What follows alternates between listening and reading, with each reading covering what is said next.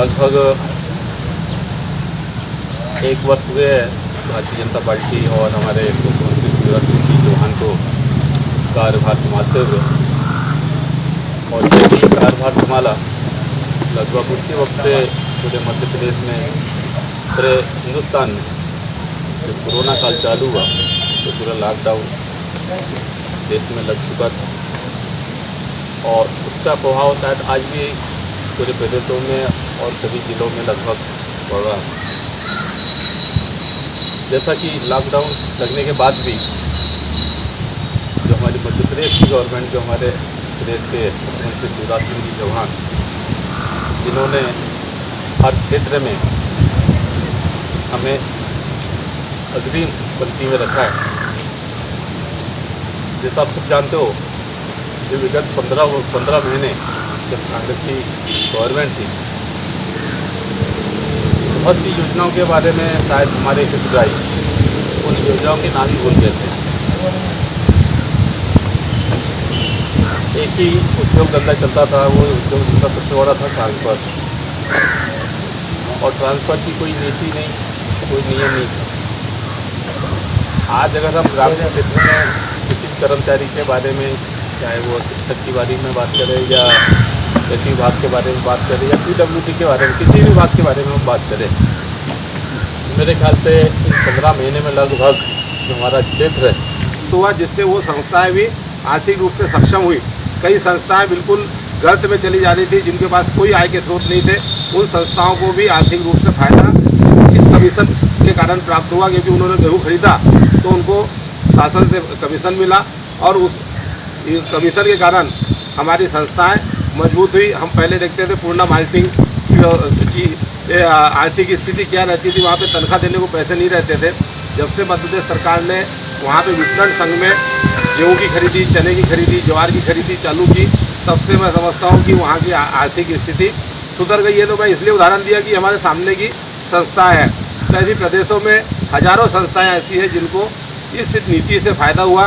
किसान जो बिल आया है, इससे भी किसानों को बहुत ज़्यादा फायदा होगा।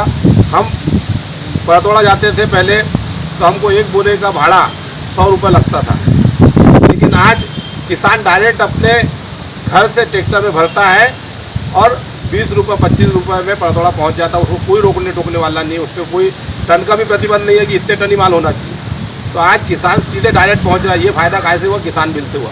यदि किसान बिल नहीं रहता तो अंतर्राज्यीय नाका रहता और वहाँ पे जब तक अधिकारी कर्मचारी सहमति नहीं देते या बिना पैसे दिए वहाँ पर काम नहीं हो पाता था, माल नहीं जा पाता था। तो आज किसान भी अपना माल जिस प्रदेश में चाहे उस प्रदेश में बेच सकता है। ये सब फायदा भारतीय जनता पार्टी की सरकार बनने के बाद से हुआ, किसान बिल बनने के बाद से हुआ। अभी मध्य प्रदेश सरकार ने जल जीवन मिशन योजना चालू की है। जल जीवन मिशन योजना के अंतर्गत जैसे सबसे पहले हमारी प्राथमिकता क्या होना चाहिए? सबसे पहले मूलभूत आवश्यकताओं की पूर्ति करना। मूलभूत आवश्यकताओं में क्या होता है? बिजली, सड़क, पानी। प्रधानमंत्री सड़क योजना के माध्यम से हर गांव को सड़क दे दी गई। जीवन ज्योति योजना के माध्यम से प्रत्येक गांव में, जो सुदूर अंचल में जहां पे हम कल्पना नहीं कर सकते जिन गांव में बिजली पहुंचेंगी, उन गांव में भी बिजली पहुंचने का काम हुआ। आज कुकरू, टोकलदरी, भोपाल, जो ऐसे गांव थे जहां पे हम कल्पना नहीं कर सकते थे कि यहाँ पर बिजली पहुंचेंगी, लेकिन वहाँ पर भी बिजली पहुंची और 24 घंटे बिजली मिल रही। तो ये मूलभूत आवश्यकता में हो गई। उसी प्रकार शुद्ध पेयजल, शुद्ध पेयजल भी मूलभूत आवश्यकताओं की सबसे बड़ी चीज़ है। आज यदि शुद्ध पेयजल मिलेगा तो निश्चित तौर पर हम स्वस्थ भी रहेंगे। मध्य प्रदेश में और केंद्र ने सोचा मोदी जी के कारण, क्योंकि 50% राशि इसमें राज्य सरकार की है, 50% राशि केंद्र से। मेन कारण ये था कि हमने जो वंदे मातरम का गीत रखा था, वंदे मातरम के गीत को भी बंद आपने किया। हमारे यहाँ पे सीए का बहुत ज़्यादा यहाँ पर विरोध किया। हमारे इसी प्रकार से उज्जैन में महाकाल की नगरी में हमारे जहाँ था वहाँ पर सीए के विरोध करने में हमारे वहाँ पर योगेश जी प्रसंगाते जी को वहाँ पे उनको बंद कर दिया गया था। ऐसे कमलनाथ के जो सांस्कृतिक कार्यक्रम जो थे, संघ के कार्यक्रम थे, जिसको यानी समाज की संस्कृति से जुड़े हुए थे, इसको बंद करना, इससे जनता में एक आक्रोश उत्पन्न हुआ। हमने इसी प्रकार से देखा था कि ईसाई मिशनरी माध्यम से बहेसदेई में काफ़ी बड़ी संख्या में लोगों को क्या थे धन परिवर्तन पैसों की लालच से किया गया। हमने ये देखा कि यहाँ पे गवर्नमेंट के पास में गदराजीरी पंचायत है, जहाँ पे एक क्रिश्चियन मशीनरी का बहुत बड़ा काम किया गया था। हमारे यहाँ के भारतीय जनता पार्टी के महाधिवक्ता आदरणीय संजय जी तिवारी ने सजगता से अच्छी अपनी पैरवी कर एक मध्य प्रदेश में एक मिसाल तैयार की। एक मिसाल क्या है कि वहाँ पे आज तक इन पर किसी प्रकार का कोई डर नहीं था। ये पादरी लोग जिस प्रकार से पैसों की लालच देते थे और हिंदुओं को परिवर्तित करवाते थे, आज वहाँ पे दिया कि 15 से 16 दिन वो आज इनकी पैरवी और इनकी जो अपनी बात रखी और उस पर जिस प्रकार से प्रश्न लगाए और उन पर क्वेश्चन इस पर कि आतंक का सबसे बड़ा यहाँ से अड्डा बनता है, तो उसकी जांच के इसमें जब गए तो वाकई में उसमें सत्यता पाई गई और आज वो कटघरे के पीछे रहे और आज वो कहते कोर्ट कचहरियों के चक्कर लगा रहे हैं।